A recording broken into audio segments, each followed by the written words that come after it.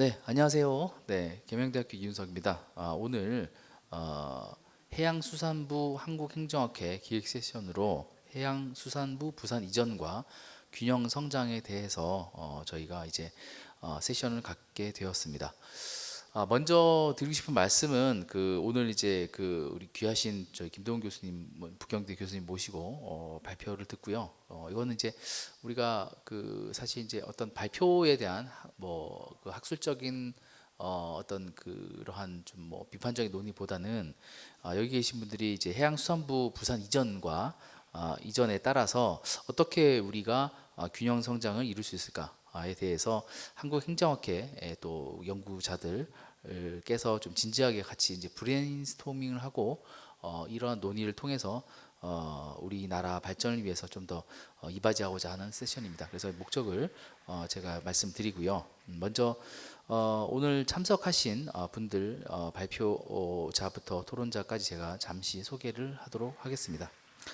먼저 발표자께서는 이제 김도훈 부경대 교수님이십니다. 네. 네, 그리고 토론자 분들을 소개를 시켜드리겠습니다. 지금 이 자료에 나와 있는 순서대로 제가 호명하고 인사를 드리도록 하겠습니다. 먼저 동아대 류은영 교수님, 그리고 상명대 박정호 교수님, 부산대 김필 교수님, 한국지방행정연구원의 김성근 박사님, 서울시립대 박규동 교수님, 그리고 우리나라 행정과 해양 특히 분야의 전문가이신 국립해양대 우양호 교수님 특별히 모셨습니다. 네, 그리고 아마 화면상에는 보이지 않을 수도 있지만은 저희 또 신진학자 분이시자 또 부산대에서 굉장히 해양수산 정책에 관심이 많으신 부산대 한승희 교수님도 오셨습니다. 네. 네. 자, 그래서 이제 발표자분께서 편하게 발표하실 수 있도록 저희는 잠시 플로어에 가 있다가 다시 돌아오도록 하겠습니다.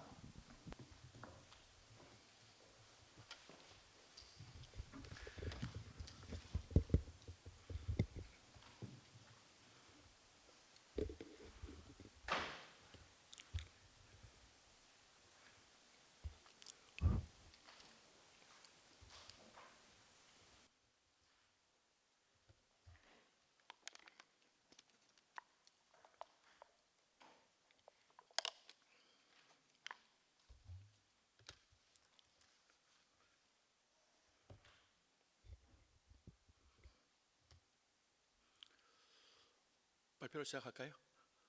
네, 하겠습니다. 네, 우선은 이 굉장히 큰 우리 한국행정학회에서 이번에 부산에 또 학술 대회를 개최하시고 또 이 뜻깊은 자리에 초대해 주셔서 너무 감사합니다.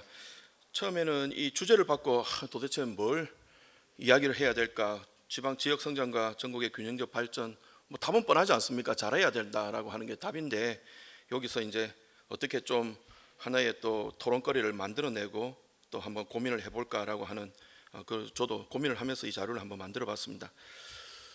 사실은 저도 배경은 행정학이 들어가 있습니다. 제가 학위가 2개가 있는데요. 해외에서 공부를 할 때 미국 델라웨어 대학에서 공부를 할 때 거기 아시는 분은 아실 겁니다. 행정학과가 굉장히 유명합니다. 그래서 지금은 조 바이든 대통령 이름을 따가지고 바이든 스쿨이라고 되어 있는데 저도 이제 지역에 있는 지역 지자체의 어떤 커패시티 빌딩 이런 부분에 관심이 있어가지고 예전에 수업을 많이 들었던 어떤 기억이 납니다. 그래서 오늘 또 행정학회에서 이렇게 또 발표를 하게 되어서 영광으로 생각을 합니다. 그래서 제가 이제 이 주제에 따라서 검토를 하다가 보니까 특히 해양수산부가 우리 우양호 교수님도 더 잘 아시는 우리 해운 항만 분야가 있고 또 수산 분야가 있고 또 해양 환경 분야 크게 3가지로 나누어지는데 이 3개를 전체 묶어서 이야기를 하려니 이게 조금 이 특징이 안 드러나는 것 같아서 또 제가 이제 전문 분야를 하고 있는 이 수산 분야를 보면 지금 또 지역의 어떤 균형적 발전을 위해서 논의가 많이 되고 있는 부분들이 있습니다. 특히 전남 지역에서 해수부 이전에 따른 어떤 또 여러 가지 어떤 반대 의견들도 많았고 지금 또 새롭게 균형을 위한 의견들도 많이 제시를 하고 있기 때문에 제가 그래도 발제로서는 이 수산 분야를 말씀을 드리고 해운 항만이나 환경 부분은 우리 오늘 또 토론을 해주시는 분들께서 조금 더 첨언을 해주시면 좋지 않겠는가 생각을 해보았습니다. 목차는 뭐 이와 같이 현재 부산 이전의 의미, 그 다음에 현재 어떤 정부의 국정 과제도 한번 살펴볼 필요가 있을 것 같고, 또 수산업에 대한 현황, 그 다음에 해양수산부와 지역의 어떤 수산 정책의 과제들 앞으로 어떻게 또 균형적으로 발전할까 하는 부분들을 중심으로 주어진 시간 동안 간략히 말씀을 드리도록 하겠습니다. 해양수산부 이전의 의미와 목표에 대해서는 뭐 여러분들이 다른 의견도 있으실 텐데 주로 논의되는 것들을 한번 정리를 해보면 크게 세 가지인 것 같습니다. 해양수도로서의 어떤 부산이 가지고 있는 위상, 거기서 해양수산부가 이전을 함으로 해서 해양 강국에 대한 실현을 하겠다라고 하는 게 가장 큰 의미인 것 같고요. 두 번째는 이제 중앙부처가 지방으로 옮길 때는 상당한 리스크도 따르는데 해양수산부의 경우에는 현장의 의견을 수렴해서 살아있는 정책을 만들자라고 하는 부분이 아마 두 번째 의미인 것 같습니다. 즉 산업에 대한 해양수산업에 대한 경쟁력을 강화한다는 게 두 번째 목표인 것 같고, 또 세 번째는 이 기저에 깔려 있는 국토의 균형적인 발전, 이 부분이 또 세 개가 크게 깔려 있고 전폭적으로 해양수산부라고 하는 중앙부처를 하나의 지방으로 옮긴 것이 하나의 어떻게 보면 참 도전이 될 수도 있고, 이게 성공을 해야 또 우리가 또 다른 사례로도 볼 수가 있을 텐데 굉장히 어떤 하나에 보면은 좀 도전적인 어떤 실험이 아닌가 생각이 되고, 이 도전적인 실험이 성공을 하기 위해서는 결국은 우리나라 전체의 균형적인 발전을 이루어야 된다라고 하는 큰 과제를 가지고 있고, 그 과제의 일환으로서 오늘 또 제가 발표를 하고 논의를 하는 것이 아닌가 생각이 됩니다.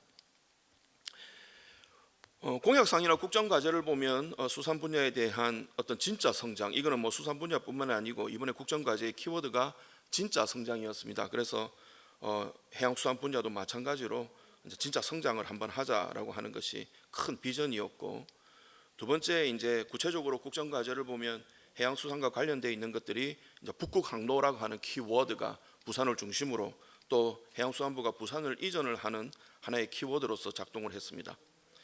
그 다음에 이제 해양수산업에 대한 혁신 부분들, 특히 어촌에 대한 부분들이 또 하나의 중요한 키워드로 들어가 있고, 마지막 이제 키워드가 해양 주권, 그 다음에 안전하고 청정한 우리 바다라고 하는 하나의 어떤 주권의 개념으로서도 지금 국정 과제에 해양수산 분야가 들어가 있습니다.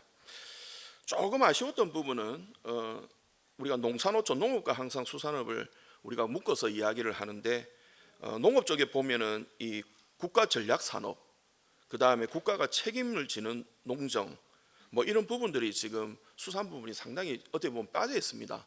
그래서 이 부분이 조금 아쉬운 부분이 아닌가 하는 생각을 여전히 가지고 있고, 결국은 이제 식량으로서의 국가 전략 산업도 이 수산 부분도 조금 포함이 됐었으면 더 좋지 않았겠는가 하는 아쉬움이 있습니다. 어쨌든 이와 같은 국정 과제로 현재 해양수산부가 지금 다양한 정책들을 제시를 하고 있는 상황입니다. 그럼 왜 부산으로 와야 되는가? 뭐 당연히 우리 해운 항만 쪽에서야 부산이 가지고 있는 위상이 더 크겠지만, 수산 부분만 살펴보더라도 뭐 어선 세력이라든지, 그 다음에 유통이라든지 가공이라든지 수출입이라든지 이런 면을 보면 우리나라에 있는 서는 가장 큰 비중을 가지고 있기 때문에 이게 해양수산부가 부산을 이전을 하는 하나의 어떤 계기가 되지 않았는가 생각을 합니다. 이게 우리 부산의 서부권을 나타낸 그림입니다. 우리가 바로 우리 지금 이 회의를 하고 있는 앞쪽에 가면 자갈치 시장, 거기를 남한 권역이라 부르고, 조금만 더 서부로 이동을 하면 감천항 권역이 있고, 조금 더 외곽으로 나가면 사하 권역이 있습니다. 이 지도가 왜 중요하냐면 우리나라에 있는 수산물에 대한 전후방 산업들이 이 지역에 다 몰려 있습니다. 생산을 해서 배가 들어오고 그 수산물을 이용한 가공이 이루어지게 되고, 그 다음에 냉동과 보관을 이용해서 수출입이 이루어지는 이 곳이 우리 부산수산이 가지고 있는 정말로 집약되어 있는 지역 중에 하나입니다. 이게 전국에도 없습니다. 그리고 해외에서도 이 인프라를 굉장히 부러워합니다. 조금만 가면 비행기가 날 수 있고 바로 인근에 기차가 달릴 수 있고, 그 많은 냉동 냉장 창고들이 있고, 또 그 많은 가공 시설들이 집적을 하고 있기 때문에 다른 어떤 그 나라에서도 이 우리의 부산의 어떤 위치 혹은 인프라를 굉장히 부러워하고 있습니다. 그래서 이제 요 현재의 어떤 인프라를 앞으로 어떻게 더 발전시키느냐 하는 것이 또 해양수산부의 과제일 테고, 여기서 만들어진 어떤 모범 사례들이 또 다른 지역으로 또 확산이 되어서 수산식품 클러스터 사업 조성할 때도 이런 부분들이 조금 표준 모델로서 제시가 되어야 되는 게 아닌가 생각을 해봅니다. 그다음에 이제 부산이 가지고 있는 수산업 분야에 대한 세력을 한번 보면, 전후방 산업 관련해서 보면 우리가 사업체 수가 이 자료가 조금 이게 오래되고 최근에 업데이트가 된 자료가 안 나와서 그랬는데, 사업체 수가 약 한 3만 개, 종사자가 한 10만 명, 직접적인 매출액으로 보면 약 한 20조에 달합니다. 부산의 어떤 경제의 기저를 깔고 있는 산업이 바로 우리 해양수산업이다라고 하는 것을 알 수가 있고, 굉장히 우리 부산의 경제를 지지하는데 뭐 해운 항만업도 있겠지만 이 수산업 분야가 큰 틀을 지금 만들고 있다라고 하는 것을 알 수가 있습니다.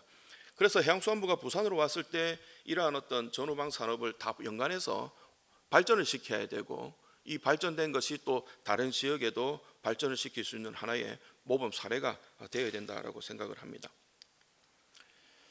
수산업에 대한 어떤 한계점입니다. 이게 해양수산부가 뭐 부산으로 이전한다고 해가지고 하루아침에 뭐 수산업이 발전을 한다라고 하는 것은 당연히 기대가 할 수 없고, 수산업이 가지고 있는 여러 가지 어떤 문제점들, 자원이라든지 환경에 대한 문제, 산업에 대한 문제, 좀 이따가 좀 더 자세하게 설명을 드리겠지만, 산업이 상당히 소규모화 영세한 실정이고 발전을 하기 위한 상당한 한계점에 지금 이르러 있다라고 하는 것이 수산업을 둘러싸고 있는 한계점으로 볼 수 있습니다. 그 다음에 사회경제적인 측면을 보면 어업 인구가 계속 감소를 하고 있고, 최근에 이제 어촌 소멸 현상 위기가 대두되고 있고, 또 청년이 없습니다. 지역이 노령화가 되고 있고 청년이 없는 지금 상황입니다. 그래서 어떻게 앞으로 이 산업을 좀 더 젊은 산업으로 바꿔야 되는가 하는 것이 부산뿐만 아니고 우리나라 전체적으로 균형적인 발전을 할 때 필요한 부분이, 어떻게 신규 인력을 유입시킬 건가 하는 부분들이 굉장히 중요한 과제로 남아 있습니다. 그다음에 이제 수산업에 대한 악순환들, 이 고리를 이제 끊어내야 됩니다. 자원에 있어서는 어획량도 감소하고 있고, 그러다 보니까 소득이 줄어드니까 어획 강도는 더 높아지고 있고, 그 결과로 수산 자원이 감소하고 있고, 양식업도 많이 발전이 되어 있는 것 같지만 뜯어보면은 화로 생산 중심입니다. 그러다 보니까 수출보다는 내수 시장을 위주로 하고 있습니다. 양식어가들은 규모가 영세합니다. 재투자가 잘 이루어지지 않습니다. 그래서 항상 국가에 대한 정책 지원을 기대하는 구조로 되어 있고, 어촌 생산 기반이 약화되고 소득이 줄어드니까 사람들이 떠납니다. 돌아오질 않습니다. 그게 신규 인력의 부족이라고 하는 악순환이 계속되고 있고, 수산식품도 가공 원료에 대한 부족, 내수 시장에 우리가 거의 80%가 의존을 하고 있다 보니까 수출이 약합니다. 그 다음에 이 수산식품 업체들도 영세성 소규모화를 벗어나지 못하고 있습니다. 그래서 이제 기술이라든지 새로운 어떤 투자에 제한이 있습니다. 이러한 어떤 수산업을 둘러싼 총체적인 어떤 악순환이 계속 이루어지고 있고, 이게 해양수산부의 이전을 통해서 하나하나씩 지금 해결을 해가야 되는 과제들입니다. 쉽지 않습니다. 너무 많은 숙제가 지금 남아 있습니다. 그 다음에 이제 우리 수산업 전후방 조금 더 분석을 해봤더니 대부분 99%가 소기업에 지금 포함이 되어 있습니다. 연평균의 매출액은 전체적으로 한 10억 정도, 상용 근로자는 9명인데 소위 말하는 어떤 정규 직원은 한 4명에서 5명 수준입니다. 항상 지금 또 신규 인력들은 들어오지 않습니다. 고령화 문제, 전문 기술직에 대한 부족 문제, 안에 있는 직원들도 자꾸 이탈을 하는 비율이 더 높아지고 있습니다. 그 다음에 수출보다는 내수 시장을 중심으로 하고 있습니다. 영세하다 보니까 기술 개발이나 전문 인력을 고용을 할 수가 없고 투자를 할 수가 없는 상황입니다.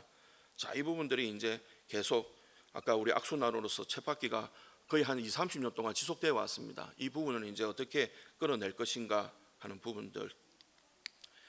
그래서 이제 결국은 해양수산부하고 이제 지역이 현장 밀착형으로서 해양수산부가 이전을 하게 된 근거 중에 하나가 현장 밀착형 정책을 해야 된다라고 하는 그 당위성 밑에서 해가야 하는 정책들 과제들을 제가 한번 쭉 우리나라 지금 계획되고 있는 것들을 포함을 해서 만들어 보니까 한 10가지 정도가 나옵니다.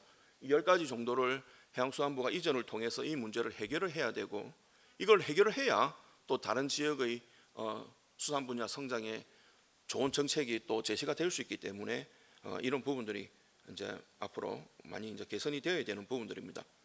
하나하나 뜯어보면 간단하게 설명을 드리겠습니다. 연근의 이제 한계 상황에 와 있습니다. 그 낡은 배에 젊은 인력이 타지를 않습니다. 이런 부분들을 과감하게 드러내야 될 테고, 그다음에 양식업 기존에 자그맣게 화로시장 중심으로 하고 있는 것을 좀 대규모화시켜서 수출까지 이어질 수 있는 스마트 양식. 그다음에 이제 블루푸드에 대한 식품. 전 세계의 지금 식품 시장이 수산물 식품 시장이 450조입니다. 2030년에 800조가 넘을 걸로 예상이 됩니다. 거기에서 우리나라가 차지하는 비율은 고작 한 1%에서 4% 정도 수준밖에 안 됩니다. 나머지 남아있는 이 95%의 시장을 또 우리 K 블루푸드가 이 영역을 차지를 해야 되고, 그다음에 기존의 어떤 전통적인 수산업 외에 신산업이라고 할 수 있는 바이오, 블루푸드, 테크, 그다음에 지금은 또 금융까지 들어와야 되니까 또 우리 그 디지털 금융까지 포함한 산업이 육성이 되어야 됩니다. 부산에 거의 근거지를 두고 있는 원양 산업 한 200척 정도가 지금 전 세계 바다에 나가 있습니다. 근데 지금 또 선박에 대한 이 노후화 문제, 젊은 인력이 부족한 문제, 또 국제적인 어떤 규범에 대한 문제들이 원양 산업을 둘러싸고 있습니다. 이 문제도 또 해결을 해야 되겠다 하는 부분들. 그다음에 이제 기후 변화와 관련되어 있는 수산업 생산 기반에 대한 취약성 문제, 그다음에 수산물 소비에 대한 부분들. 예를 들면 이제 수산물 이력제를 통해 가지고 안심한 정보를 우리 소비자들이 실시간적으로 체크가 가능해야 되는데 그런 부분들이 아직까지 미흡합니다. 그다음에 이제 수산업을 둘러싸고 있는 전후방 산업, 예를 들면 기자재 산업, 또 후방에 있어서는 금융 산업, 전방에 있어서의 또 금융 산업이라든지 이런 부분들, 그다음에 가공업이나 유통업에 대한 규모 확대를 통한 또 수출에 대한 증가분이 이루어져야 될 텐데 이 부분이 조금 약한 부분. 디지털 전환에 있어서도 지금 조금 있다가 우리가 거버넌스적인 부분에서도 말씀을 드릴 텐데 과연 누가 이 디지털 전환을 선도할 것인가? 향수원부가 선도를 당연히 해야겠지만 과연 거기에 대한 손발이 있는가 하는 부분들이 또 고민을 해야 되는 부분들입니다. 그다음에 이제 인재 양성. 오늘 여기 우리 여러 교수님들도 와 계신데 앞으로 디지털 전환에 맞먹는 어떤 인재를 이제 길러내야 될 텐데 하는 그 부분들도 하나의 과제로 남아 있습니다. 그래서 우리가 이제 정리를 해봐서 한 10개 정도의 어떤 과제로 제가 한번 축약은 해봤지만 이 외에 또 구체적으로 하나하나씩 들어가 보면 다양한 지금 해결해야 할 과제들이 산재가 되어 있습니다. 이 부분들도 하나씩 정리를 좀 해야 되겠다라고 하는 부분들이 됩니다. 지역 성장과 균형적 발전에 대한 부분들인데요. 이게 한계점을 우리가 알아야 대안을 찾을 수 있기 때문에 조금 표현적으로 마음이 아프더라도 한계점을 한번 보면 수산 부분의 경우에는 지역적 편중 현상이 심합니다. 특히 우리 전라권에 있는 수산 부분에 대한 비중들이 큰 부분들이 있기 때문에 왜 해양수산부가 부산으로 가야 되는가라고 했을 때 반발도 했고, 지금은 또 국회의원들이 또 의원 입법으로 법을 만들어서 수산과 관련되어 있는 기관들을 전남권으로 지금 강제적으로 오겠다고 하는 그러한 어떤 법제화 움직임도 일어나고 있습니다. 과연 그게 옳은가 하는 부분들.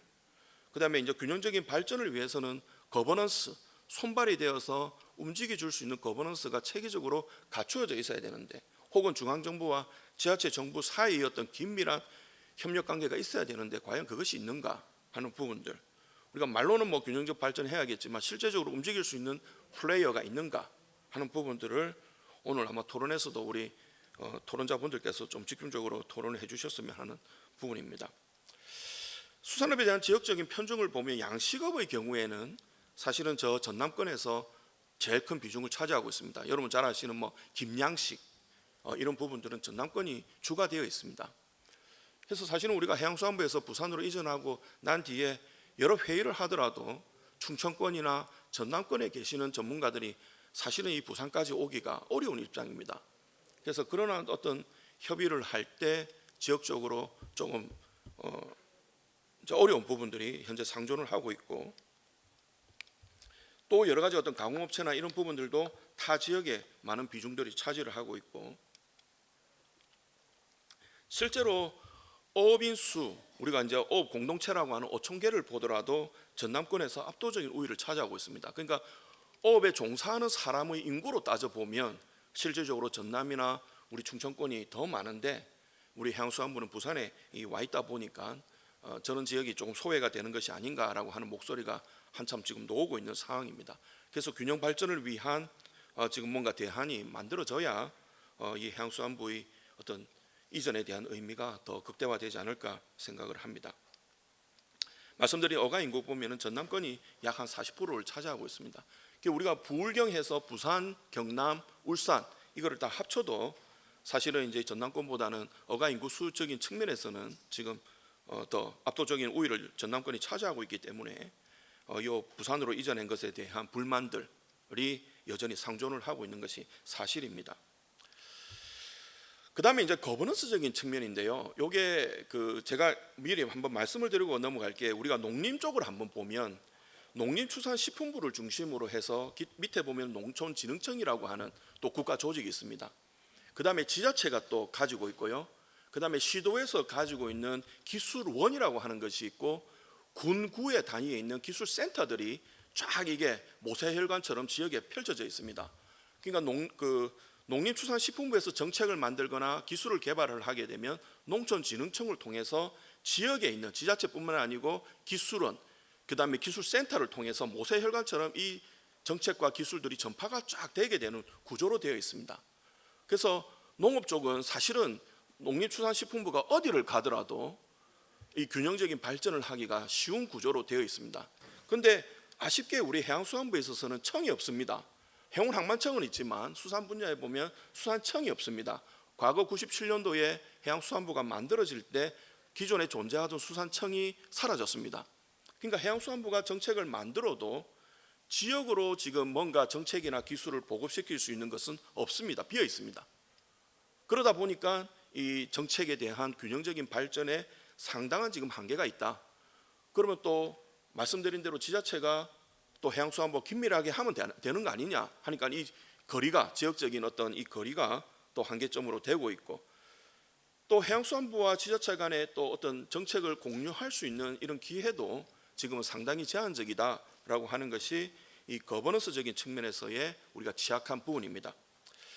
두 번째 이 개선 방안에서 제시를 해놓았던 게 아까 농업하고 비교를 했을 때 우리가 비어 있는 부분이 뭐냐 하면 수산 정책이나 기술 개발을 모세혈관처럼 전파를 시킬 수 있는 옛날에는 국가직이 있었습니다. 그게 어촌 지도직이라고 하는 게 있습니다. 지금은 농촌에는 농촌 지도직이 그대로 국가직으로 살아 있습니다. 근데 수산 분야에 보면 이 어촌 지도직이 2009년도 이명박 정부가 들어와서 요 국가직을 갖다가 전부 다 지자체로 이양을 시켜버렸습니다. 그러니까 이제 뭐 부산시 가면은 수산직 공무원 하는 분들이 과거에는 이 어촌 지도직에서 다 편입이 되신 분들이 지금도 남아 있습니다. 그러니까 이거 국가 정책을 갖다가 지자체로 확산을 시킬 이 모세혈관과 같은 이 조직이 지금은 단절된 상태에 있습니다.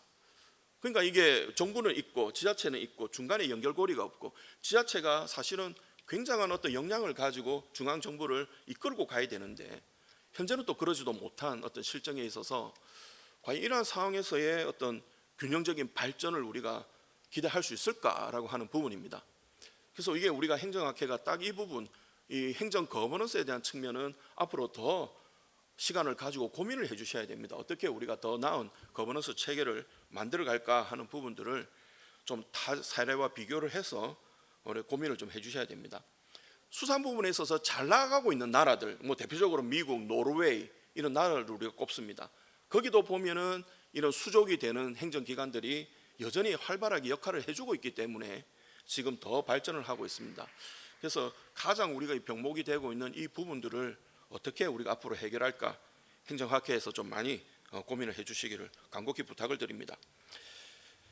정리를 좀 한번 해보면요, 결국은 이게 부산으로 이전한 이유가 현장 중심의 정책을 하겠다. 그야말로 살아있는 현장의 의견을 들어서 정책과 R&D를 하겠다라고 하는 게 이제 본격적으로 실현이 되어야 되고 실현이 된 결과물을 이제 균형적인 발전을 위해서 다른 지역으로 확산을 시켜야 되는데 그 부분이 방금 말씀드린 거버넌스의 한계에 지금 있습니다. 이 부분은 뭐 해양수산부도 고민을 해야 될 테고 또 우리 여러 우리 학자들이 검토를 해서 대안을 제시를 해야 될 것 같습니다.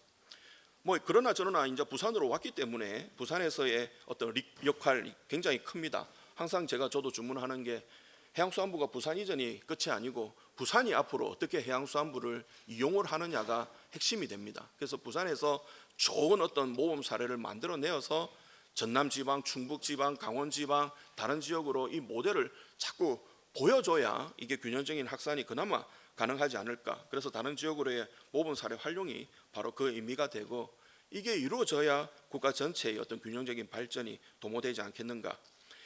그다음에 지금 이제 산업의 어떤 전환, AI나 디지털 전환인데요. 말로는 많이 합니다. 수산 부분, 해양 부분에도 AI가 필요하다.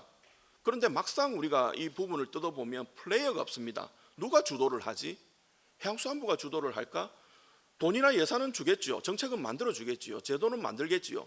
그러나 AI를 발전시키고 하는 데이터에 대한 문제, 기술에 대한 문제, AI와 관련되어 있는 정책을 활동하는 그 플레이어가 누구냐?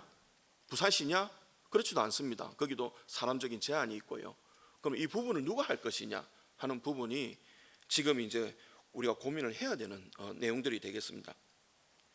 그 다음에 말씀드린 거버넌스입니다. 뭐 지금 우리가 논의가 되는 거는 저 전남 지방에서는 수산청을 만들어 달라라고 이야기를 하고 있습니다. 뭐 그게 가능한지 안 가능한지는 모르겠으나 그런 분위기가 녹게 있고요. 또 다른 측면에서는 국립수산과학원에 부산에 또 있습니다. 뭐 전국적으로는 또 본부도 있지만 그 국립수산과학원을 격상을 시켜가지고 기존에 하던 수산청의 역할을 조금 대신하면 되지 않겠는가 하는 논의가 또 이루어지고 있습니다. 그러니까 답은 안 나옵니다. 이 부분도 이제 고민을 해서 이 거버넌스 체계를 만들어야 되고, 그다음에 아까 우리 농촌에 있는 이 어촌 지도직을 국가직으로 부활하는 부분들도 한번 또 고민을 해야 우리가 균형적인 어떤 발전이 가능하겠다라고 하는 부분들, 그다음에 해수부, 광역지자체, 시군 혹은 어민 단체 등이 참여하는 협의체, 이 부분은 좀 더 상설화시켜서 정기적으로 뭐 분기별이면 더 좋겠고요.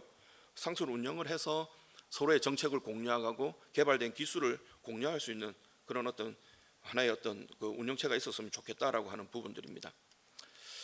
그다음에 뭐 지산학 협력은 뭐 당연한 말이고요. 밑에 보면은 그러면 우리가 청도 없고 하니까 이 부분을 우리가 유관기관 혹은 산하기관들이 또 많이 있습니다. 뭐 정책을 담당하고 있는 한국수산개발원, 그다음에 또 우리 과학을 담당하고 있는 R&D를 담당하고 있는 킴스트, 그다음에 어촌어항공단 혹은 수산자원공단, 이런 공단들은 지역에도 사무실을 다 두고 있습니다.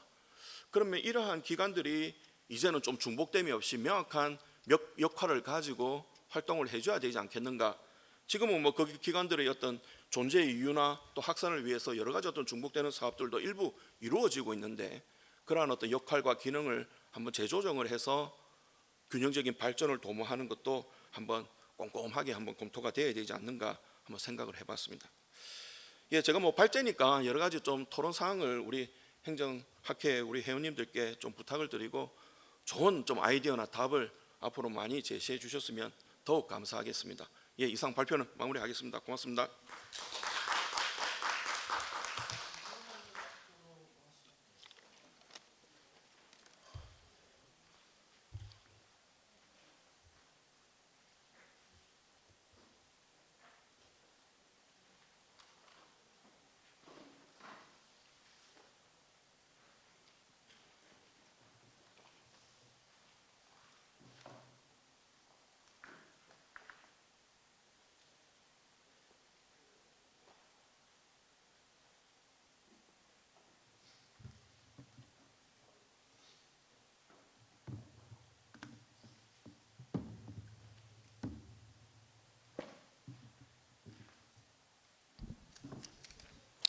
네, 발표를 해주신 부경대 김도훈 교수님 굉장히 폭넓고 깊은, 이 쉽지가 않거든요.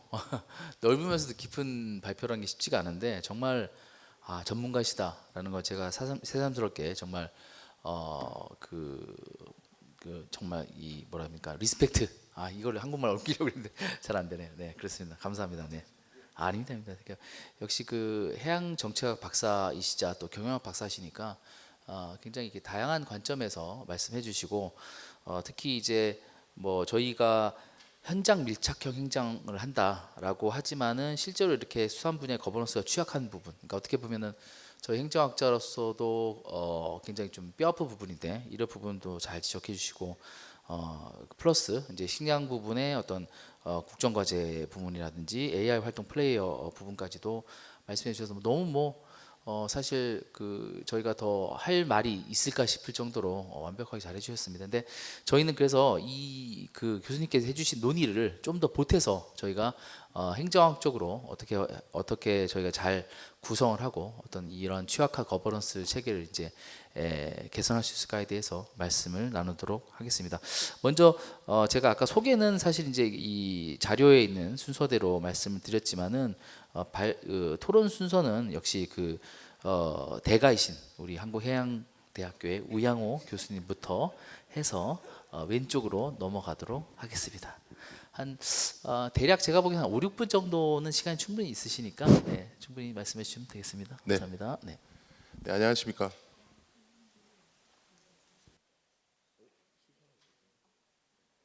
예, 안녕하십니까.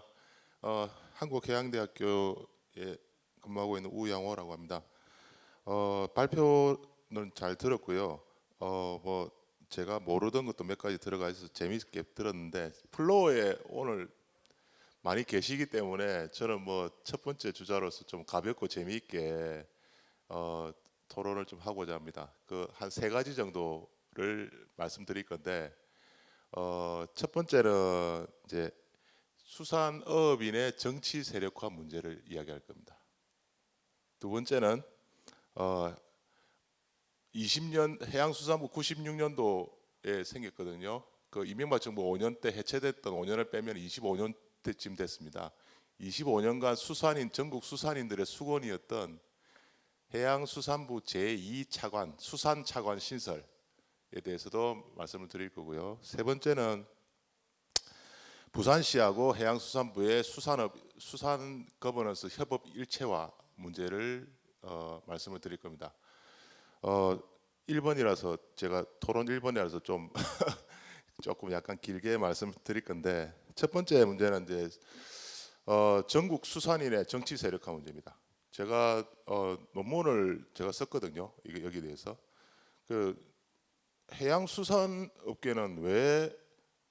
해양수산인들은 왜 역대 정부로부터 30년 가까이 홀대를 당해왔는가에 대해서 연구를 했습니다.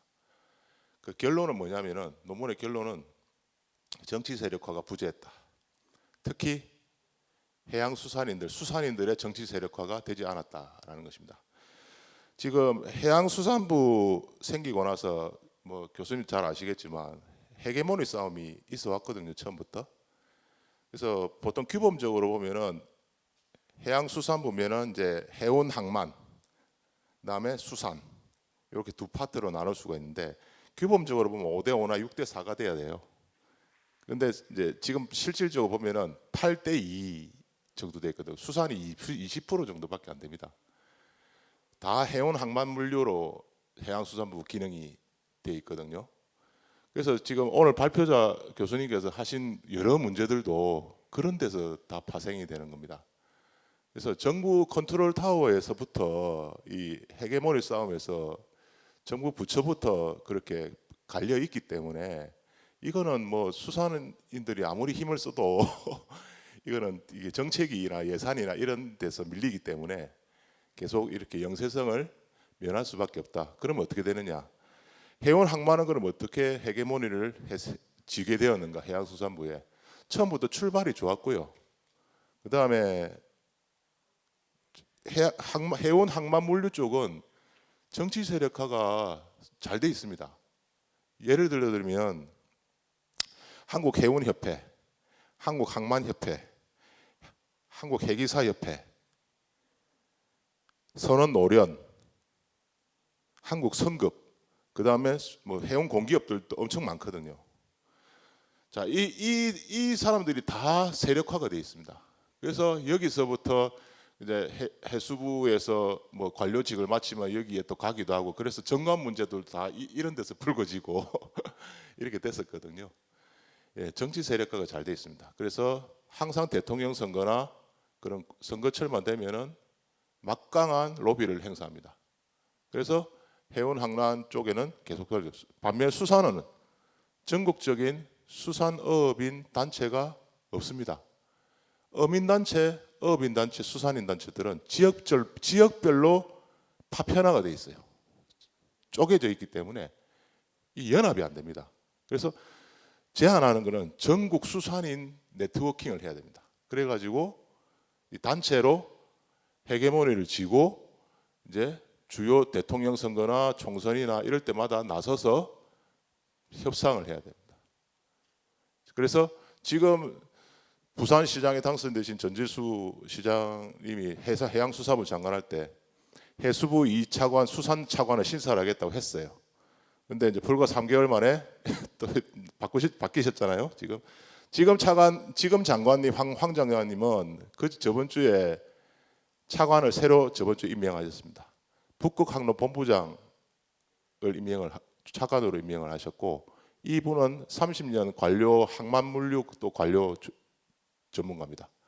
그래서 수산은 2차관 신설, 수산 담당 2차관 신설도 지금 요원하고, 지금 새로 신임 차관 되신 분들도 항만물류 전문가이기 때문에 또 수산업이 설 자리는 계속 입지가 늘어나지 않고 있어서, 그래서 학계나 전문가 집단 우리가 할 일은 뭐냐? 요구를 해야 됩니다. 요구를 해야 되고, 어떻게 하느냐? 어민단체, 수산인단체는 전국적으로 뭉쳐라. 그래서 세력화를 만들어라. 항만물류의 케이스를 보고 세력화를 만들어서, 세력화라는 건 별거 없거든요. 회원 어민들 어촌계하고 이 수협은 다 회원제로 다 조직화가 돼 있지 않습니까? 명단 다 있습니다. 갖다 주면서 표 이만큼 떨어진다 이렇게 하면은 이게 다 반영이 됩니다. 예. 그래서 세력화, 전국적인 네트워킹 세력화가 필요한 거고요. 그 다음에 두 번째 문제는 수산 2차관 신설을 계속 밀어붙여야 된다. 그래서 이번 정부 안에서 수산 반드시 이제 1차관은 해운물류 차관 기존에 있는, 그다음에 2차관을 신설해서 수산 담당 차관을 신설해서 이 컨트롤 타워를 만들면은, 차관이라는 사람을 만들면은 밑에 이제 본부가 생기고 실국이 생기고 그다음에 점점 넓어집니다. 그래서 많은 문제들이 해결이 될 수가 있습니다. 마지막으로 부산시하고 이제 해양수산부하고 이 협업 일체화 문제인데, 지금 이제 마침 이제 또 해양수산부 장관 하셨던 전재수 시장님이 당선되고 제가 인수위에 한번 갔다 왔는데, 분위기가 지금 어떻게 되어 있냐면은 이제 부산시의 해양부시장을 신설하겠다 확정이 됐고요. 해양부시장을 최초로 신설합니다. 그 다음에 동남투자공사 약속대로 하겠다. 그래서 부산 지역 수산업이 살 길은 뭐냐?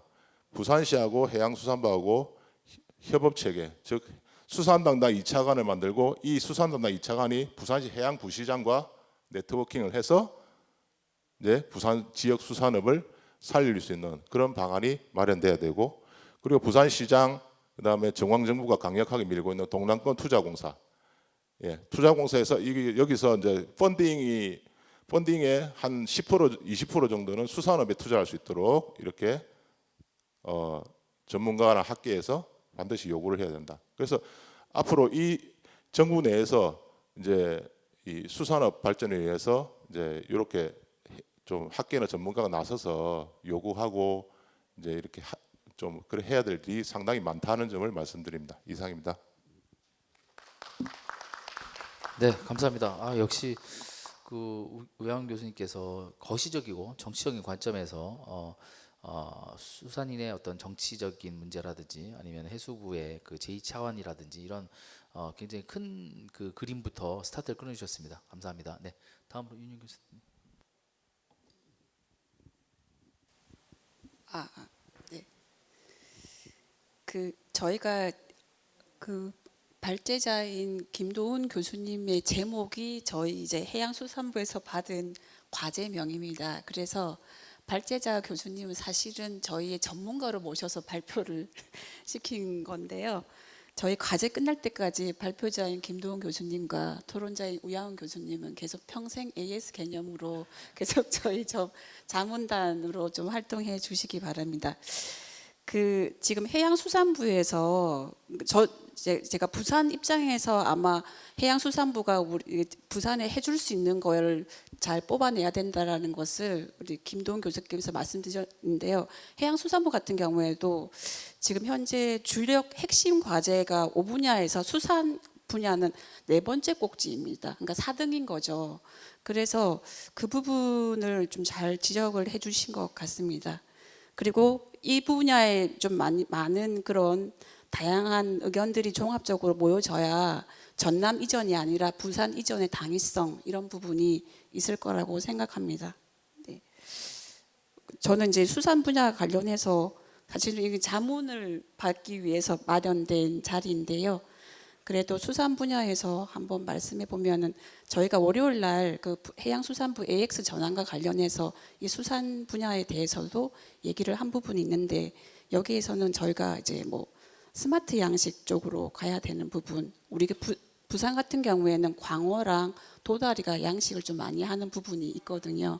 그래서 이런 AI 뭐 카메라나 센서나 이런 걸 갖다가 활용해서 어류 생육 상태 측정이라든지 이런 부분에 좀 약간 도움을 받으면 어떨까라는 그런 의견을 좀 많이 받습니다. 그리고 우영우 교수님께서 말씀하신 부산시랑 해양수산부 거버넌스 일체와 관련해서 이 부분은 전 상당히 중요할 것 같은 게 저희 예전에 2017년에 지금 현재 우리 가공식품 관련해서 부산 하면 어묵이라는 것을 많이 강조하는데 이게 삼진 어묵이라든지 이런 그 다양한 대표적인 그 어묵 산업이 활성화되게 된 게 부산시장님의 주요 그 핵심 중심 사안으로 해가지고 그때 당시에 어묵 클러스터가 상당히 확대된 부분이 있습니다. 그래서 이 부분에 대한 것을 저희가 좀 고민을 해서 좀 약간 과제를 좀 더 이렇게 발전시켜야 될 것 같다라는 좀 생각이 듭니다. 네. 저희는 지금 이제 자문을 받고자 해서 마련된 자리라 제가 좀 약간 우영우 교수님께서 너무 되게 중요한 세 가지 포인트를 핵심 포인트를 막 집어 주셔가지고 이게 지금 토론을 이제 마련하다 보니까 좀 약간 내용이 그거 한데요. 그리고 발표자한테 저희가 또 하나 더 요청드리고 싶은 것이 그렇다고 하면 수산업인들이 그 요구하는 사항 같은 거라든지 이런 것을 어떻게 좀 종합적으로 좀 약간 이렇게 그 중지를 모을 수 있을까에 대한 부분이 저희가 좀 많이 고민하고 있는 부분인데 그런 부분에 있어서도 좀 약간 나중에 또 자문을 좀 해주시면 좋을 것 같다는 생각이 듭니다. 네, 다음. 전가요? 예. 네, 윤영 교수님께서 먼저 이제 해수부 이전의 당위성이라든지 특히 식량 부분의 문제 같은 거 이제 어묵 좋죠. 어묵 부산 어묵, 가공식품의 문제라든지 그다음에 수산인의 요구 사항을 어떻게 이제 그 수렴할 것인가에 대해서 역시 연구 책임자로서 좋은 말씀해 주셨습니다. 감사합니다. 다음에 박정호 교수님. 네, 저는 부산에 매년 한 7, 8번 꼭 내려오는데 국립수산과학원과 이 연구과제라든지 R&D 심사평가 이런 부분들을 같이 이렇게 공부하고 또 보고서도 쓰고 이러면서 오는데요. 일단 해수부가 부산으로 오는 것 자체에 대해서 이제 전남이라든지 인천 쪽에서 우려하는 것들이 좀 이렇게 이미 언론에 많이 보도가 되어졌습니다. 그랬을 때 중앙부처 하나 이렇게 이전한다고 이렇게 지역에 계신 분들이 이렇게 서운해하실까라는 생각을 했는데 생각을 해보면은 중앙부처에서 결정하는 정책이라고 하는 게 겉으로 보기에는 그냥 하나의 문서에 활자로 보여질 수 있지만은 그로 인해서 수반되는 여러 가지 이제 국가의 예산 지원이라든지 사업 발굴이라든지 연구기관들에서 연구활동 선정이라든지 이런 것들이 다 국정과제라든지 국정과제에 기반한 각종 기본 계획들에 의해 가지고 짧게는 2, 3년, 길게는 5년, 10년씩 진행이 되는 이런 과정 속에서 그 종이와 활자로 되어 있는 곳에 포함이 되냐 안 되냐라고 하는 것이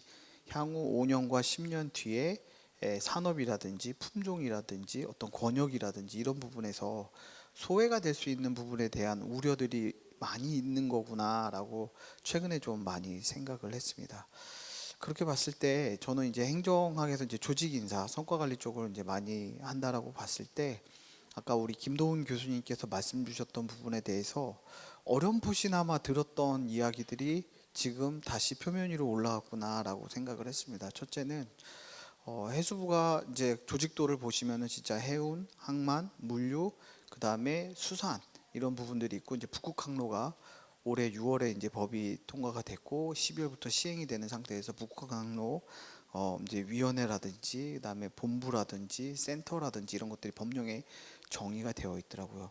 그러니까 우리의 관심 사항이 이제 북극 항로를 위해서 북극 항로에서 발생하는 여러 가지 연구, 산업, 물류, 유통, 이제 항만 이런 해운과 관련된 여러 가지에 대해서 이제 관심을 갖고 있기 때문에 오히려 수산어업인들에게 관심이 낮아질 수 있겠다라고 하는 우려가 발생을 하고 있는 상태에서 또 부산 쪽으로 이전을 한 것 같습니다. 류은영 교수님과 같이 이제 연구를 진행하는 공동 연구진으로서 사실 저희가 생각하고 있는 거는 다양한 이해관계자분들의 의견을 좀 수렴을 하는 그런 기회를 반드시 좀 가져야 될 거고요. 그런 과정 속에서 김도훈 교수님께서 말씀하셨던 여러 가지 집행기구, 집행체계죠. 그러니까 우리가 이제 해양청, 부산 해양청, 그러니까 해양수산부에 해양청이 있긴 하지만은 수산청 그 수산청과 같은 그런 기구들의 역할에 대해서도 반드시 좀 논의가 필요하지 않을까라는 생각이 들고요. 아까 농촌진흥청 그 농림부에서 농촌진흥청을 통해 가지고 이제 지도직까지 내려가는데요. 전국의 그 지도사, 지도관 이런 분들이 그 농업 지도 하시는 분들이 한 800여 명 정도 됩니다. 정원으로 보면 850명 정도. 그래서 이제 그 해수부 쪽에 이제 수산 지도사들이 있으신가 했을 때 아까 말씀하신 대로 이제 지방자치단체로 지자체에 정원을 넘겨준 거죠, 사실. 그리고 이제 지도직이나 이런 업무들을 지자체에 업무로 넘기면서 이제 정원도 그쪽에 줬는데 그 히스토리를 또 찾아보니까 결국에 그분들이 나중에는 그 그냥 일반 행정직과 이렇게 희석돼 버려 가지고 사실 그 어촌계라든지 어업과 관련된 업무를 좀 이렇게 계속 전문성 있게 해주는 그런 아까 모세혈관과 같은 그런 기능, 그다음에 센터, 뭐 기술 지원 이런 해주는 그런 기능들이 사실상 거의 이제 많이 소멸됐더라고요. 어떻게 보면 퇴보된 거죠. 그런 부분들인데 만약에 균형 발전이라는 관점에서 봤을 때는 그렇게 따지면 지금 부산으로 이전한 해수부가 이제 전남을 중심으로 하는 수산업, 양식업, 그다음에 또 인천에 위치하는 많은 이해관계자분들과 봤을 때 향후에 이거를 그 아까 말씀하신 전달 체계의 공백이라고 하는 부분들을 어떻게 풀어나갈 거냐. 아마도 이제 국가 재정을 많이 투입하는 뭔가 기구를 신설하고 이런 부분들에는 굉장히 많은 도전들이 있을 거니까 기존에 우리가 갖고 있던 조직들의 기능을 분화시킨다라든지 그다음에 과거에 수산과 관련한 지도직에 관련했던 분들에 대한 역할을 다시 한다라든지 그다음에 국립수산과학원과 같이 전국의 해역을 따라 가지고 다 고유한 연구소와 연구를 수행하기 위한 건물들을 꽤 많이 구비하고 있습니다 이미. 그러니까 인프라를 갖추고 있는 거죠. 전남, 뭐 광양, 그다음에 통영, 거제, 강원, 속초 다 있거든요. 그렇게 했을 때 기존에 이제 국립수산과학원은 연구 업무를 수행하는 곳이지만 필요하다라면 어떤 기관의 위상이나 기능이나 이런 것들을 왜냐하면 인프라를 이미 갖고 있잖아요. 그런 부분들을 좀 활용할 수 있는 부분에 대해서 조금 더 연구를 하고 또 이해관계자 의견 수렴을 해가지고 제안을 하는 이거는 해양수산부가 이미 굉장히 뭐라 그럴까 좀 심각하게 생각을 하고 있고 그래갖고 저희 한국행정학회 또 저희 한국행정학회 해양수산연구회라고 해가지고 지속적으로 매 저희 학회 개최할 때마다 주제 발표와 연구를 하고 있습니다. 근데 오늘은 우리가 이제 해양수산부 특별 세션이기 때문에 특별히 이제 균형 발전이라든지 해양수산부의 부산 이전으로 토픽을 잡았지만요. 이게 단편적으로 이번 학예 학술대에서 끝나는 논의가 아니라 올해 동계 그리고 그 연구회가 상설기구이기 때문에 계속해서 관련된 학자님들을 모시고 또 저희 연구과제에서도 계속 진행을 해가지고 부족하지만 실현 가능성이 높은 대안들을 좀 탐색하는 그런 자리가 되면 좋을 것 같습니다. 연구의 시작 단계이기 때문에 뭐 이렇게 하겠다 저렇게 하겠다 이런 말씀을 드리긴 어렵지만은 뭐 2차 관제에 대한 얘기들도 이번 우리 학예 대회에서 논의가 상당 부분 이루어졌었고요. 북극항로에 대한 논의와 함께 더 활발하게 진행하도록 하겠습니다. 이상 토론을 마치겠습니다. 네, 감사합니다. 우리 박정원 교수님께서는 국립수산과학원의 단연간 컨설팅 경험을 바탕으로 해서 수산 연구 관련해서 해수부 이전과 어떠한 그 조직 기능 분할이라든지 이러한 것이 필요한가에 대해서 실무 관점에서 잘 함의를 토론해 주셨습니다. 감사합니다. 네, 다음으로 김필 교수님. 네. 네, 안녕하십니까. 부산대학교 김필입니다. 네, 저도 이제 연구진 중에 한 명인데요. 일단 이제 김도훈 교수님 발제에 대해서 이제 좀 이 발제가 정말 기여하는 점이 많다라는 점 먼저 말씀을 드리고, 그다음에 저는 이제 행정학에서도 지방행정과 인사행정을 주로 전공을 하고 있기 때문에 이 지방행정의 관점에서 좀 코멘트를 드리도록 하겠습니다. 네, 먼저 이 발표를 들으면서 정말 아까 이제 이현석 교수님께서도 말씀 주셨지만 전문가란 이런 것이구나 이런 생각을 많이 들었습니다. 이제 해수부가 부산 이전을 하는 것이 모두가 알고 계시겠지만 단순한 청사 이전이 아니고 어떤 해양 강국을 실현하고 그리고 산업 경쟁력을 강화하고 그리고 나아가 이제 국가 균형 발전으로 나아가고자 하는 그런 그 거시적 흐름에서 이제 농진청이나 이제 국가유산청 같은 청 단위가 지역으로 내려온 적은 있지만 이렇게 부처 단위가 그리고 이제 우리나라 제2의 광역도시에 내려온 것은 이제 큰 함의가 있는 것 같습니다. 그리고 이제 수산업을 후방 연관 사업 산업과 어업 그리고 전방 연관 산업으로 이제 구분을 해서 이제 어떤 생태계적인 관점에서 조망을 해주셔서 제가 이제 수산업이 정말 이제 부산 해양 경제에서의 어떤 복합 가치 사슬로 위치될 수 있겠구나라는 점을 많이 배웠습니다. 그리고 이제 4대 추진 과제를 이제 제시를 해주셨고, 그리고 이제 수산과 같이 논의되는 분야인 농업 분야가 이제 농진청, 도농업기술원, 시군농업센터로 이어지는 것과 같이 우리가 수산기술원, 광역수산기술원, 시군수산기술센터로 이어져야 된다는 어떤 수직적인 거버넌스 체계를 제시해 준 점이 또 굉장히 좋아서 저희 과제에도 많이 반영을 하게 될 것 같습니다. 네, 다음으로 이제 제가 지방행정의 관점에서 봤을 때 이제 발제자께서도 그리고 저희 연구진에서 처음에 이니셔티브로 가지고 있던 문제의식도 그랬고 이제 해수부에서도 이제 과제를 주시면서 그런 문제의식을 저희 공유를 해주신 것 같습니다. 이게 자칫 부산 집중으로 흐를 수 있는, 그래서 만약에 이 프레임이 부산 집중 vs 전국 균형으로 가게 되면 어떡하나라는 우려가 저희 연구진과 이제 해수부 이전 그리고 이제 나아가선 중앙정부 차원에서도 우려가 있는 것 같습니다. 그래서 이것을 저희가 어떤 권역 간의 분업 그리고 연계로 풀어나가야 된다고 생각합니다.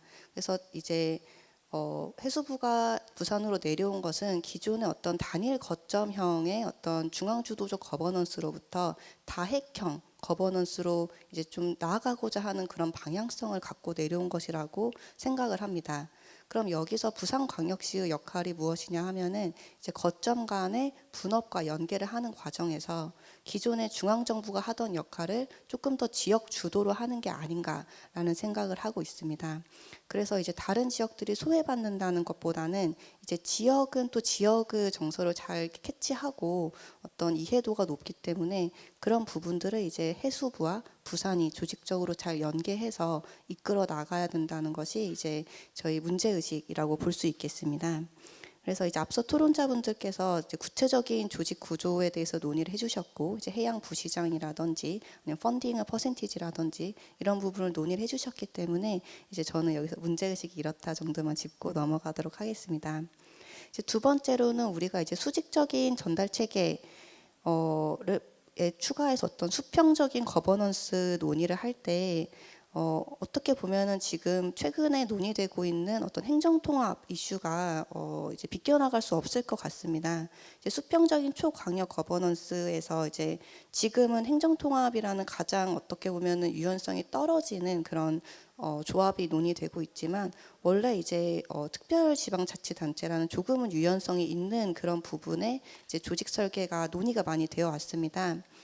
이제 만약에 이제 부산광역시가 해수부와 손잡고 어떤 해양수산의 거점이 된다면은 저는 이제 행정협의회라든지 지자체 조합 그리고 특별지방자치단체로 나아가는 그런 어떤 아젠다형 조직을 우리가 이제 생각을 해봐야 될 시점이 아닌가라는 생각을 하고 있습니다. 그런데 이제 이 과정에서 분명히 부딪히는 부분이 있을 텐데요. 예를 들면 이제 어촌지도직 얘기를 해주셨는데. 이런 부분들이 이제 어떤 가치적인 측면에서 측면에서 충돌하는 부분이 될 수도 있을 것 같습니다.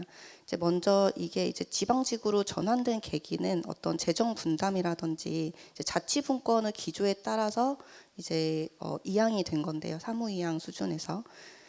그런데 이게 만약에 해양수산부라는 어떤 중앙정부 조직에서 다시 국가직으로 부활을 한다면은 이 국가직, 지방직 이원 체계의 구체적인 비용과 편익을 우리가 다시 한번 꼼꼼히 따져봐야 되는 시스템 재설계의 그런 문제들을 저희가 좀 생각을 많이 해봐야 되는 그런 부분인 것 같습니다. 그리고 이제 5극 3특이라든지 초광역 경제권이라든지 이런 전략과 맞물려서 생각했을 때 이제 중앙과 지방의 사무 이양 분담 그리고 새로운 수평적 거버넌스 설계에 있어서도 이제 이런 구체적인 디테일들을 어떤 원칙하에 설계를 해야 될 것 같습니다. 이제 마지막으로 이제 지역 주도 모델의 제도적인 실행 조건으로 저는 가장 중요한 게 이제 아까 박 교수님과 류 교수님께서도 말씀 주셨지만 무엇보다 이제 법이나 제도가 근거가 되어야 된다고 생각합니다. 해수부 이전 특별법이나 글로벌 허브 도시 특별법 내에 이제 수산 조항이 들어가야 될 것 같습니다. 그리고 이제 전담 조직이나 재원도 물론 기존의 인프라를 활용하는 것도 되게 중요하지만 결국 이제 기존 인프라를 이제 새로운 조직 형태로 다시 어떻게 창출할 수 있느냐까지도 관건이 될 것 같고요. 이제 마지막으로 이제 성과 지표를 이제 좀 지역 주도형으로 설계를 해야 이제 이 로드맵을 저희가 구체적으로 잘 팔로우할 수 있지 않을까라고 생각을 합니다. 네, 이상으로 토론을 마치도록 하겠습니다. 감사합니다. 네, 저희 그 부산대 김필 교수님께서는 굉장히 충실한 토론을 주셨습니다. 이게 그러니까 토론자로서 그러니까 발표문에 대해서 기에서 어떤 것을 보충해야 되고 어떤 것을 좀 더 논의해야 되는지에 대해서 정말 그 토론의 정석을 보여주셨다고 할 수 있겠습니다. 아마도 그 제가 토론도 잘 들었습니다. 진짜 저희 뭐 우리나라 어떻게 보면 최고의 지방행정 전문가 대가이신 임도빈 교수님의 직계 제자로서 제가 아마 이러한 그 지방행정 관점에서 지금 발표자께서 말씀하신 수직적 거버넌스의 수평적 초광역 거버넌스 행정통합과 관련해서 말씀해 주셨고 또 하나 이러한 그 균형적인 시각에서 어촌 지도직의 국가직 부활에 있어서의 다시 논의될 수 있는 문제라든지 이런 부분에서 잘 짚어주셨습니다. 감사합니다. 네. 다음으로 네, 박규동 교수님. 네. 예, 안녕하십니까. 서울시립대학교 박규동입니다. 오늘 김도훈 교수님께서 발표해 주신 거를 보면서 많은 공부가 된 것 같습니다. 무엇보다 이제 이 해양 수산과 관련된 정책의 분야를 이제 해운, 해양 환경, 수산 이렇게 이제 좀 구분할 수 있다는 기초적인 부분이라든지 그리고 생각보다 이제 이 수산물과 뭐 관련된 부분들이 좀 국정과제에서 좀 많이 좀 포커스가 멀어져 있다라는 점 그런 부분들이 좀 문제의식에서 이제 출발할 수 있다라고 보는 것 같은데요. 그래서 이제 저는 이제 토론으로 좀 어떤 좀 아젠다 같은 게 그러면 이제 뭐 해양 환경 같은 데서 좀 있을 수 있을까 뭐 그런 거를 좀 생각해 봤고요. 그다음에 이제 수산 조직과 관련해서 내 가만히 생각해 보니까 이제 농업 쪽은 농식품부, 농촌진흥청 이렇게 이제 중간 조직이 있는데 해양수산부는 이제 중간 그 조직이 없다라고 하는 부분 때문에 어떤 부분 때문에 좀 이 부분이 좀 쉽지 않지라고 하는 그런 부분들도 좀 같이 생각해서 말씀을 좀 드리겠습니다.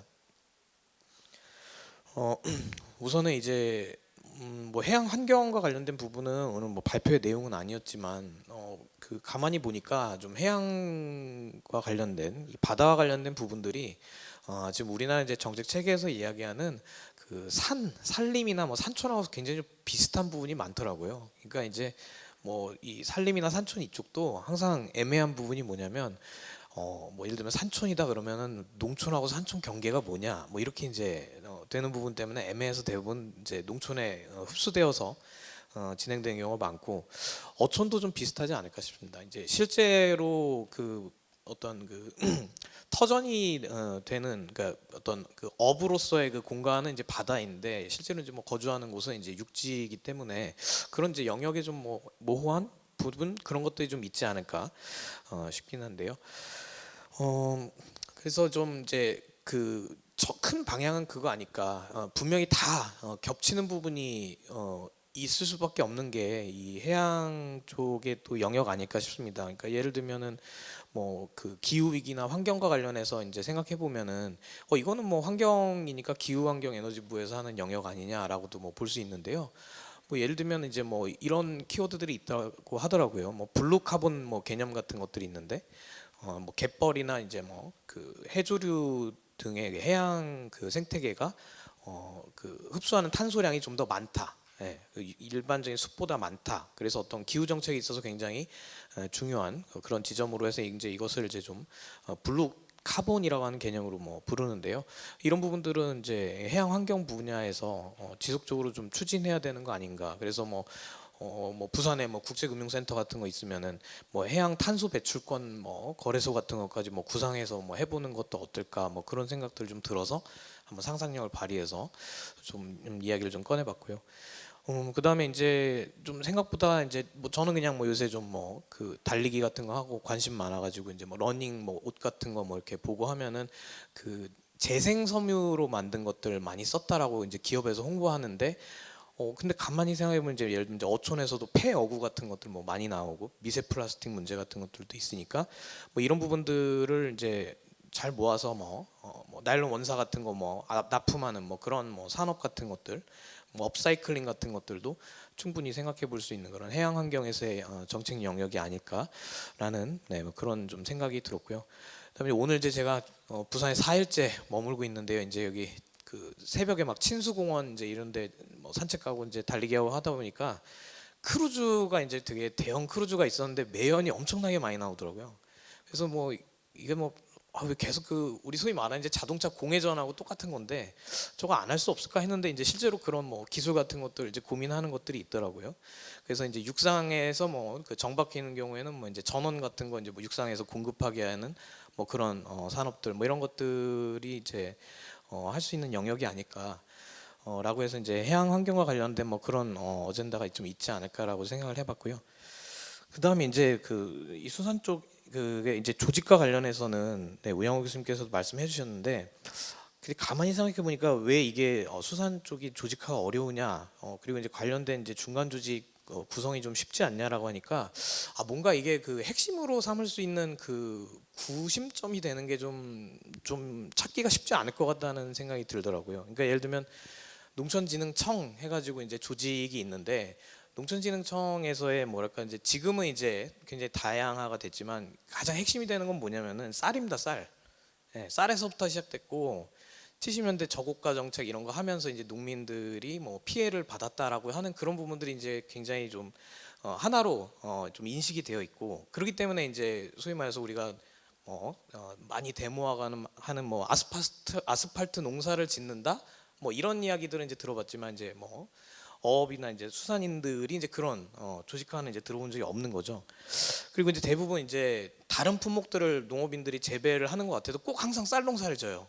대부분이 조금이라도. 그러니까 그런 식으로 이제 좀 구심점이 있는데 어업은 이제 제가 좀 살펴보니까 뭐 양식업이 있고 뭐 정치망이 있고 뭐 연근의 언업, 뭐 원양어업 거기다 이제 뭐 민물에서 하는 뭐 이런 것까지 하다 보면은 한쪽에서 뭐 규제 같은 거 완화하면 한쪽에서 피해 보게 되는 식으로 서로 상충되고 좀 분산될 수밖에 없는 그런 구조 뭐 그런 부분들이 조금 하나로 좀 모으는데 좀 쉽지 않은 좀 디테일한 부분으로 들어가면 있지 않을까라는 생각이 좀 들더라고요. 그리고 이제 더 진입 장벽이라고 하는 것들도 상당히 좀 높은 것 같고 그러니까 뭐 농촌에서 이제 농업을 하겠다 하면은 뭐 빚 내 가지고 이제 땅 조금 사 가지고 시작해도 되는 것인데 기본적으로 이 수산 쪽이라고 한다면은 뭐 예를 들면 뭐 면허 받으려면 굉장히 많은 비용이 좀 들고 그런 것을 알고 있어서 하여튼 좀 공통 분모를 어떻게 찾고 아니면 서로 다른 좀 또 상충할 수 있는 그런 어떤 그 영역들을 하나로 좀 묶는 것을 어떻게 고민해야 될까 이런 부분들이 굉장히 좀 고민돼야 될 부분 그리고 만약에 이제 이 수산 쪽에서 청 단위의 조직을 만든다고 한다면은 뭐 어떤 것을 이제 메인으로 해서 할 것인가 아마 이제 해운이나 이런 쪽이 이제 규모가 크니까 거기에서 이제 중심이 돼야 되는 것 같은데 청이라고 하는 부분이 들어서면서 뭐 수산 쪽이 더 소외되는 그런 문제들은 또 발생하지 않을까 네, 뭐 그런 생각들이 좀 들어서 예, 상당히 좀 고민하고 행정학에서 보는 그 뭐 조직 조직이라든지 정책에서 많이 해야 될 부분이 많다라고 하는 걸 좀 느낀 그런 시간이었습니다. 네, 저는 여기까지 말씀드리겠습니다. 네, 감사합니다. 네, 박효정 교수님께서는 그 발표문 관련해서는 이제 수산인 조직화의 또 90조 문제라든지 수산청의 소외 문제에 대해서 말씀해 주셨고, 특히 이제 해양 환경 문제를 더 덧붙여서 말씀해 주셔서 굉장히 논의가 풍부해졌습니다. 그때 어떻게 그 친수공원을 조깅하시면서 그 크루즈 오염이라든지 해양 환경 어젠다를 생각하셨다는 게 역시 타고난 학자구나. 네, 이런 생각을 해봤습니다. 네. 다음으로 마지막으로 저희 김성근 박사님의 토론이 있겠습니다. 네, 안녕하십니까. 김성근입니다. 우선 김도훈 교수님께서 거의 강의를 해주셨는데, 그리고 또 토론이 점점 얹어지면서 뭔가 약간 시험을 쳐야 될 것 같은 이제 그런 느낌까지 듣는 수업의 연장이었던 것 같고, 그리고 그 과정에서 제가 토론 때 말씀드리고자 준비해 온 것들이 참 얼마나 미미한지 또 깨달으면서 그렇지만 이미 준비했으니까 두 가지 정도만 말씀을 드리고 싶었습니다. 어떻게 보면 구조조정과 어떤 성장의 긴장과 같은 문제인데요. 감척을 한다고 어떤 말씀을 주시면서도 또 고용도 어떻게 창출한다고 했는데, 감척과 고용이 좀 어떻게 보면 충돌할 수 있는 건데, 이것들을 어떻게 엮어서 해결할 수 있을지 확인을 하면, 좀 확인을 해나가는 장을 마련하면 좋을 것 같고, 그리고 또 영세업장들이 많다라고 5인 이하 이런 데 많다고 했는데, 그렇다면 만약에 이제 스마트 양식, 블루푸드 뭐 이런 것들을 하면은 이거 약간 어떻게 보면 거대 자본이 들어오는 건데, 이 거대 자본에 안 그래도 영세한 분들이 오히려 좀 더 잠식 당하지 않을까, 그러지 않게 고용 승계나 어떻게 보면은 파일을 함께 하기 위해서 어떻게 하면 좋을지에 대한 논의를 더 진행해 보면 어떨까, 이렇게 생각을 하였습니다. 이상으로 짧게 토론 마치도록 하겠습니다. 네, 감사합니다. 네. 김성근 박사님께서는 구조조정과 성장의 긴장관계라든지 거대 자본의 영세 어민 잠식이라든 저희가 그 간과하기 쉬운 문제에 대해서 굉장히 꼼꼼하게 잘 짚어주셨습니다. 감사합니다. 그 마지막으로 저희 발표자이신 김도훈 교수님의 말씀을 듣기 전에 플로어에서 한두 분 정도 조금 혹시 질문이나 의견 있으시면 주시면 감사하겠고요. 먼저 제가 지정 코멘트를 주실 분을 지정 말씀을 드리겠습니다. 네. 부산대의 한승희 교수님께서는 워낙 해수부에 관심도 많으시고 또 전공을 재정 정책과 조직론 쪽으로 하셨어요. 그래서 저희가 이러한 관점에서 꼭 코멘트를 듣고 싶습니다. 부탁드립니다. 네, 부산대 한승희입니다. 네, 저 관심이 있어서 왔는데 이렇게 토론을 부탁하실지 몰랐는데, 네, 그래서 저도 굉장히 오늘 많이 배웠습니다. 사실 제가 그 동안에 좀 생각했던 어떤 해수부 이전으로 인해서 지역 성장, 균형 발전, 사실 이제 수산이 아니라 해운 항만 쪽이었구나를 좀 많이 느꼈어요. 왜냐하면 이제 사실 지역 성장이 되려고 하면 제목을 보면 지역 성장을 하려면 사실 일자리가 전 핵심이라고 봤고요. 그래서 일자리가 되려면 이제 북극 항로에 굉장히 좀 관심이 있었거든요. 그래서 북극 항로를 통해서 이제 그러면은 거점 항이 되고요. 그래서 이제 지도를 보면 사실 이렇게 북극 항로 보면 이렇게 뻗어나가는데, 지도를 거꾸로 뒤집으면 사실 부산에서 전 세계로 뻗어나갑니다. 네, 그래서 부산이 핵심이 돼요. 북극 항로 지도를 보면. 그래서 이제 지도를 거꾸로 해서 볼 때 제가 멋있다, 약간 이 생각이 들었거든요. 부산이 핵심이 되기 때문에. 그래서 제가 그동안 관심 있었던 건 사실 북극 항로였구나, 그러니까 수산업이 아니었구나를 오늘 좀 알았어요. 그래서 사실 제가 그동안에 좀 생각했던 거는 지역 성장이 되면 그 제목으로 보면 일자리였고, 그래서 그러면 거점 항으로서 국제 사례나 국제법을 이제, 왜냐하면 북극 항로가 가면서 여러 가지 문제점이 있거든요. 만약에 가다가 사고가 나면 국제법적으로 어떻게 해결해야 되는지, 그럼 거점 항이 됐을 때 얼마나 이제 그 요금을 또 받아야 되는지, 그게 사실 어떻게 보면 세수와도 관련이 돼 있어가지고 그런 어떤 노르웨이나 미국 사례를 좀 봐야 되겠다, 뭐 이런 생각이 들었는데, 그래서 그 해운 항만 쪽에서 이제 생각이 들었고, 그 다음에 이제 제목을 보면 그럼 균형적 발전하고도 연결했을 때, 사실 지금 좀 앞에서 많이 발표를 해주셨는데, 저는 사실 지금 수도권의 1극 체제라고 봐요. 근데 갑자기 균형적 발전으로 가서 다극 체제로 가자는 건 사실 저는 이건 단계가 있다고 생각을 해요. 갑자기 1극에서 다극으로 간다? 그건 사실 규모의 경제, 뭐 이제 많이 얘기하는 어떤 집적의 효과, 뭐 시너지를 놓치는 거라고 저는 좀 생각이 들거든요. 워낙 지금 수도권 집중이 워낙 일극화돼 있기 때문에 최소한 2극으로는 가야지 2극 다음에 다극을 이제 우리가 계획을 할 수 있다라고 생각이 들어요. 그래서 앞서 이제 발표 워낙 잘해주셔서 전라남도나 충청남도에 이제 수산업도 많다고 하는데 우선은 워낙 이제 저희 뭐 여러 산업 분야 전반적으로 봤을 때 1극이 있으니까 저는 이제 제 개인적인 생각은 2극으로 가고 그 다음에 이제 다극이다 좀 생각을 하는. 그래서 사실 전국의 균형적 발전도 단계가 있다. 이제 제목만 봤을 때 좀 생각이 들었습니다. 네.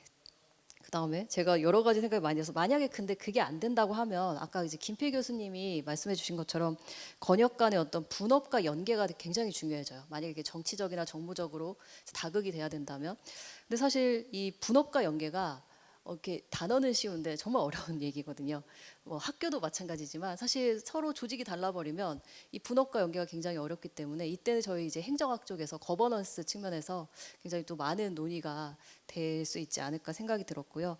그래서 수산업 측면에서는 이런 어떤 북극항로라는 정말 이제 큰 정말 산업 어떻게 보면 산업이고 정말 중요한 핵심 어젠다인데 이걸 가지고 이제 수산업까지 어떻게 보면 이제 뭐 낙수 효과, 뭐 여러 가지 이전 효과를 보려면 이제 수출. 그래서 앞서 이제 굉장히 또 우양호 교수님께서 내부적인 어떤 뭐 이제 스마트 수산업 관련한 얘기, 그다음에 10개 어떤 방안도 제시를 해주셨는데 저는 그래서 이거를 수출하고도 또 북극항로를 이용한 어떤 외부적인 어떤 수출과도 좀 연계해야. 그래서 한국은 뭐 내수적인 R&D도 마찬가지인데요. 이제 어떻게 보면 투입하는데 사실 외부적인 어떤 이 판매 수출이 굉장히 또 중요하거든요. 그래서 그것과 연계하면 이 사실 좀 악순환이 되는 경향이 있어요. 지역의 어떤 문제가 그럼 좀 외부의 어떤 또 북극항로와 연결해서 수출과 연계하면 훨씬 더 좀 이 선순환으로 바꿀 수 있는 좀 계기가 되지 않을까 생각이 듭니다. 네, 짧게 마치겠습니다. 뭐 거의 토론문 준비해 오신 듯이 해주셨습니다. 그래서 저희가 사실 살짝 저희 전체적인 측면에서 간과하고 있었던 것이 어떻게 보면 그 수산업뿐만 아니고 북극항로에 관련된 이러한 수산업의 이전 효과라든지 아니면은 그 이러한 것이 이제 수출에 미친 영향이라든지 또한 관련해서 이러한 것을 거점화로 했을 때 국제법인 세수 문제, 그다음에 균형 발전 단계론 등등에 대해서 굉장히 뭐 토론자 못지않게 잘 말씀해 주셨습니다. 저희 시간이 얼마 남지 않아서 혹시 한 분 하실 분 있으시면 말씀하시 없으시면은 발표자분께 말씀 좀 순서를 드리겠습니다. 네.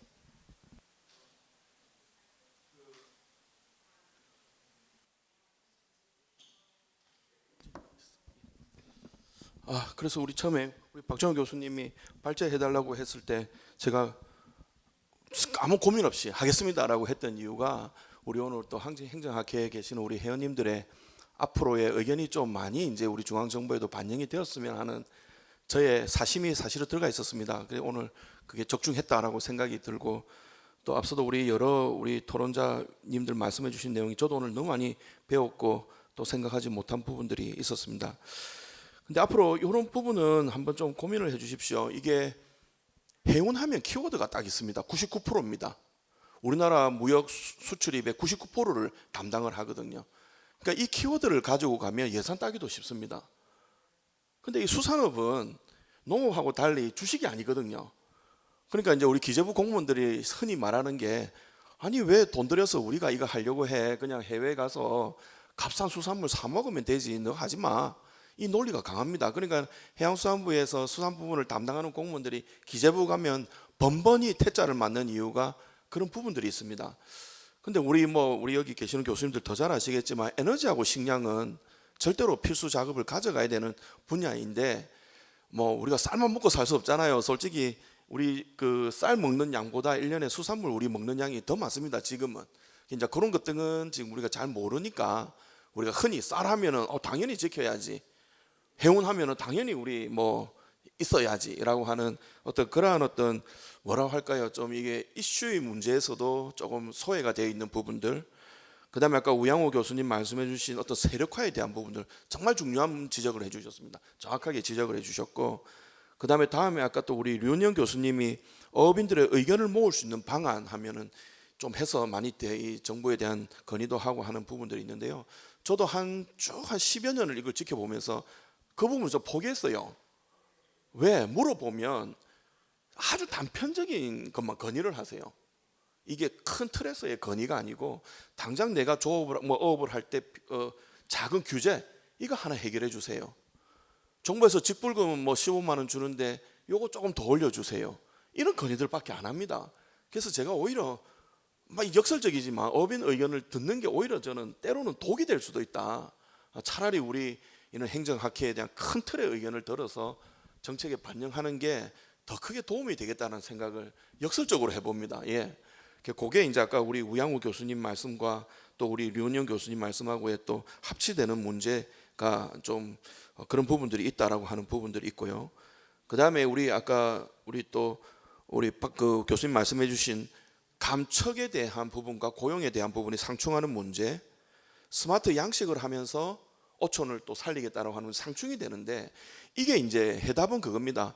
수산업이 대전환을 해야 됩니다. 고용에 있어서 지금은 신규 고용이 없습니다. 전부 외국인들입니다. 외국인들이 와서 이게 우리 절반을 차지하고 넘게 90%를 차지하고 있거든요.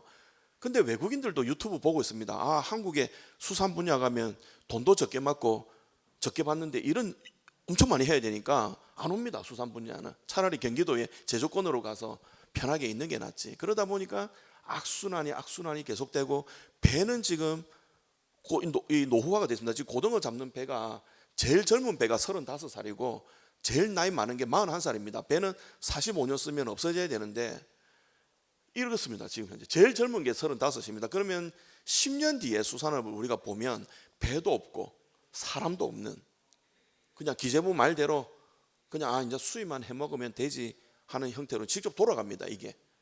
근데 우리가 수산물 지금 국제적인 원료 가격이 엄청나게 올랐거든요. 지금 우리가 고등어 한 마리 먹고 사는 이 비용보다 앞으로는 2~3배를 더 지불을 해야 됩니다. 그럼 흔히 말하는 게 수산물 안 먹으면 되지, 육류 먹으면 되지 또 이야기합니다.